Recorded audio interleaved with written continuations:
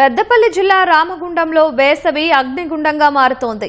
బొగ్గు గనులు, విద్యుత్ పరిశ్రమలు, ఎరువుల కర్మాగారం, ఓపెన్ కాస్ట్ ప్రాజెక్టులతో అట్టుడకడంతో జనాలు ఈత కొలను కోసం పరుగులు పెడుతున్నారు. ఇదే క్రమంలో సింగరేణి యాజమాన్యం సమ్మర్లో వివిధ క్రీడలలో భాగంగా స్విమ్మింగ్ లో కోచింగ్ ఇస్తున్నారు. గోదావరి ఖనిలోని సింగరేణి స్విమ్మింగ్ పూల్లో చిన్న పెద్ద తేడా లేకుండా జలకాలాడుతున్నారు. 45 డిగ్రీల ఉష్ణోగ్రతలు తట్టుకునేందుకు ఉదయం నుంచి సాయంత్రం వరకు అన్ని వయసుల వారు స్విమ్మింగ్ చేస్తూ ఆరోగ్యాన్ని కాపాడుకుంటున్నారు. దీనివల్ల మానసిక ఉల్లాసంతో పాటు ఆరోగ్యం ప్రశాంతంగా ఉంటుందని పిల్లలు, స్థానికులు ఆనందం వ్యక్తం చేస్తున్నారు.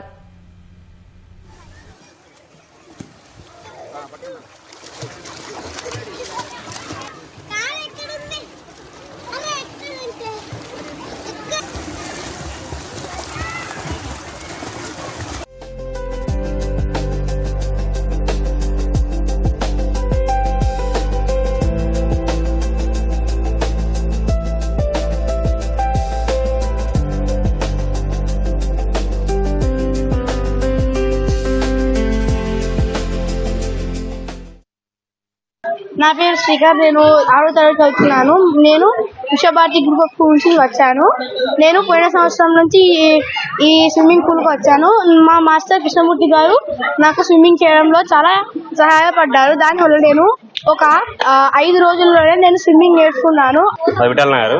గత సంవత్సరం నుంచి పాస్ తీసుకున్నాం. పాస్ తీసుకొని స్విమ్మింగ్ చేస్తున్నాం. వాళ్ళతో పాటు నేను కూడా నేర్చుకుంటున్నా.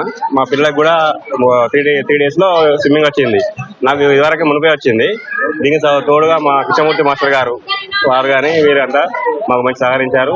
ఇది స్విమ్మింగ్ అనేది ఎండలో అటుది కాకుండా హెల్త్ ఆరోగ్యంగా ఉండడం ఉంటుంది.